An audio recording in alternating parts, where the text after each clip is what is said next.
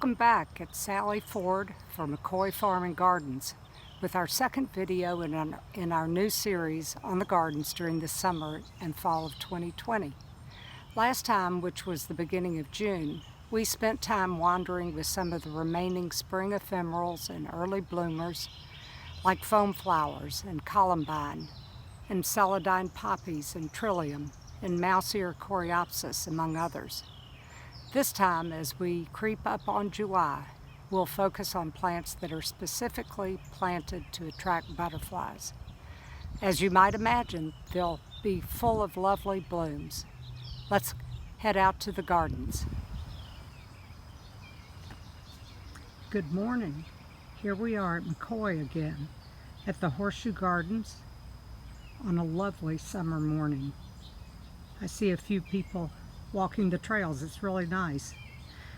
Another nice thing here at McCoy is the labeling.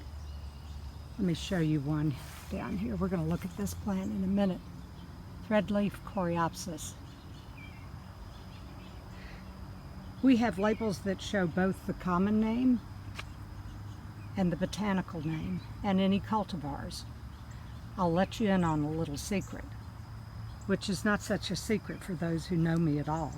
And that's that I'm learning so much about plants and their common and botanical names. I found the Missouri Botanical Gardens to be a great site for information on plants, and they even have recordings to help pronounce those often difficult botanical names. I personally love that feature. I've also heard that there is absolutely no correct way to pronounce some of these Latin botanical names. So, if you hear a mistake, that's my story. Plus, I'm still learning, and let's learn together. This morning, we're going to look at a number of plants that attract butterflies. But first, I wanted to show you another coreopsis, the threadleaf coreopsis. There, you can see the label with the name, common name at the top, the botanical name down in the middle, and then the cultivar name, moonbeam, at the bottom. And right behind it is the threadleaf coreopsis.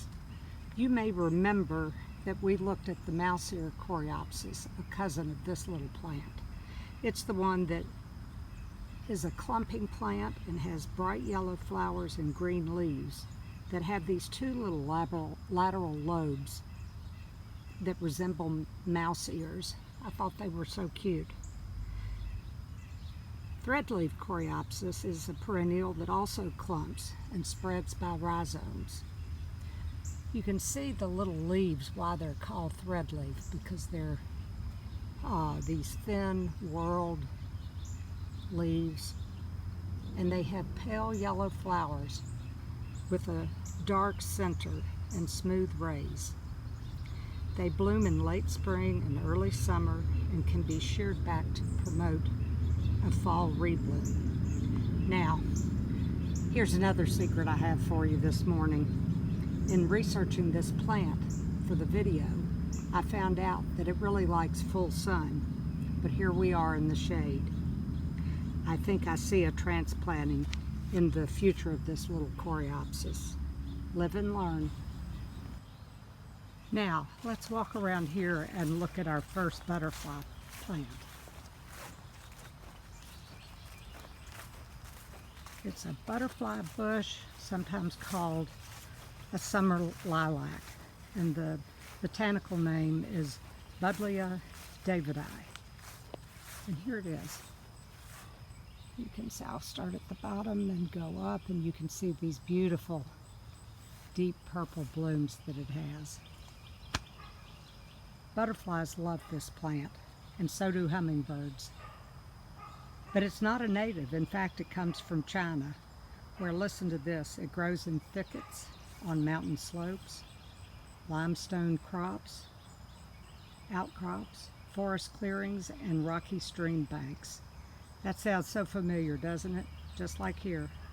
With this plant, I'm going to focus on the nomenclature and its relationship to history, which is something I love.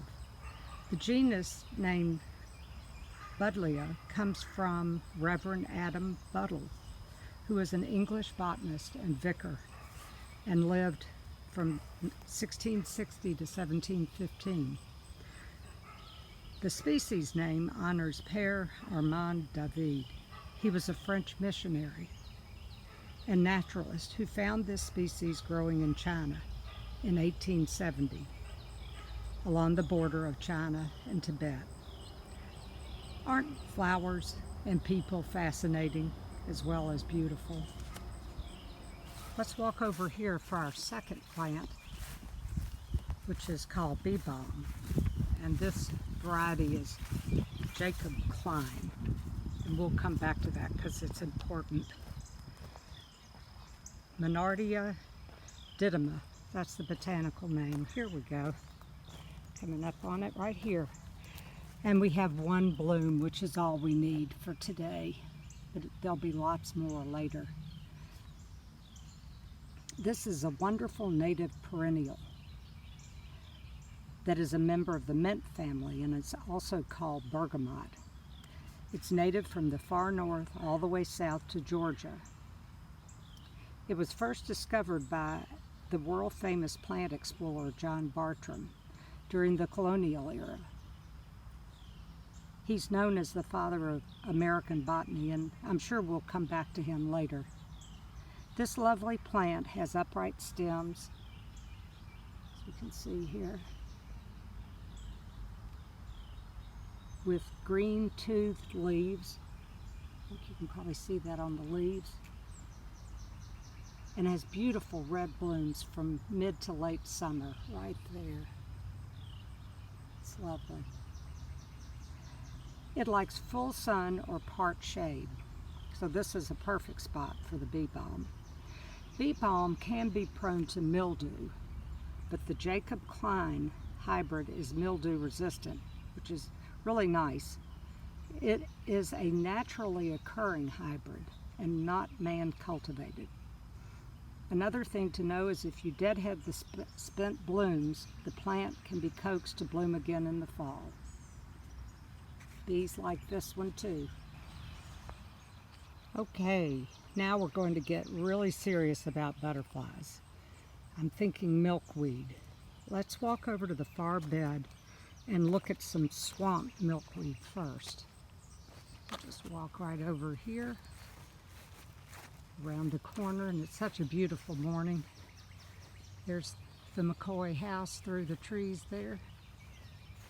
And this is that bed that makes up one of the legs of the horseshoe. Over here is the bottom with the pavilion beyond, and I'll just stop and show the apple orchard and the bed where we were at the beginning. So here we go. Oh, and these are in beautiful shape this morning.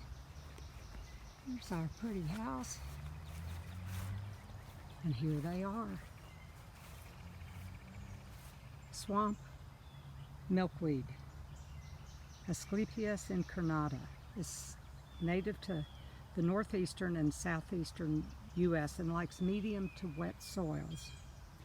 It has narrow tapered leaves, as you can see, with pink, mauve, or white blooms. And the flowers have 5 relaxed petals and an elevated central crown. Don't know if you can quite make those out, but they're really lovely. You'll have to come over here to see them. I wanted to talk a little bit about the genus in common. They get their common name from the white latex sap that can ooze from a broken leaf or stem. The sap can be toxic, and the milkweed gets their botanical name from the Greek god of healing, Asclepius. It's the same word except for the last vowel is a U instead of an A. Native Americans use the sap to treat warts. That kind of makes sense to me. And dysentery, but who would have imagined? But be careful because the sap can be very irritating to the skin.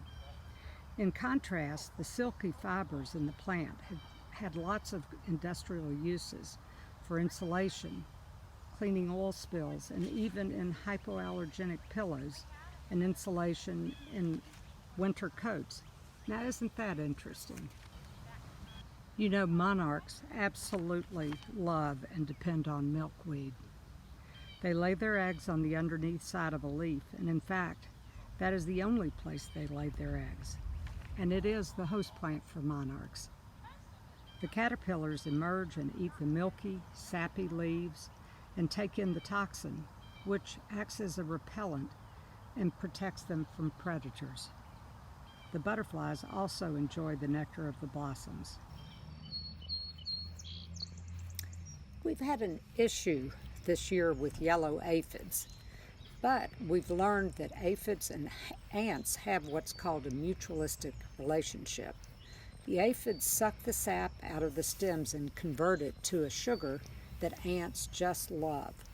The ants even rub the aphids' little bellies with their antennae to milk them, and sometimes go so far as to herd them and keep them around by removing their wings so they can't fly away.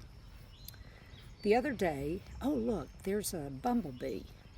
The other day I noticed a ladybug, which is a natural predator of aphids and helps to control their numbers. Bring on the ladybugs. Somehow I don't feel sorry for the ants. And while we walk, I thought I'd mention a few more things about milkweeds in general. There's some 70 plus species that are native to America. So how on earth do you tell them apart? Well, you start with the leaves, which can be narrow and tapered, or broad and thick, or whorled.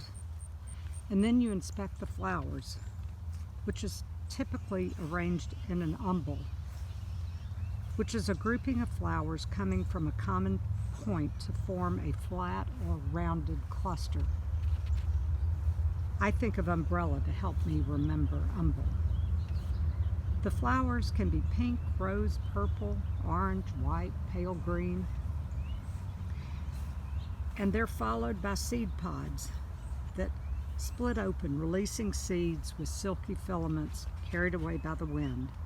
Some like hot and dry areas, while others prefer moist conditions with good drainage. All of them like sunlight. Okay, here we go. Here is the common milkweed. Common milkweed grows in dry to medium soil and grows to 3 to 4 feet tall with thick, broad, oblong leaves which have a reddish vein. And I don't know if we can see that. It is tinted a little red. And then they have these pretty fine flowers. This one has not started blooming exactly, but here's the beginning. And I see more aphids. Bring on the ladybugs. They'll help control them too. Beautiful morning. Now let's walk back down this little stone path, past the fennel that we looked at last time, and some thyme, so pretty. And we'll look at our last milkweed. It's butterfly weed, Asclepias tuberosa, cultivar Hello Yellow. 1 to 3 feet tall with narrow lance-shaped leaves and yellow or bright orange flowers. They can take a couple of years to establish, but will self-seed. This butterfly weed is different because it does not have the milky sap in its stems. And an interesting side note is that it has been called pleurisy root and was used to treat lung infections. Well, my goodness, we've covered a lot of ground here at McCoy. I hope you enjoyed as much as I do. See you next time.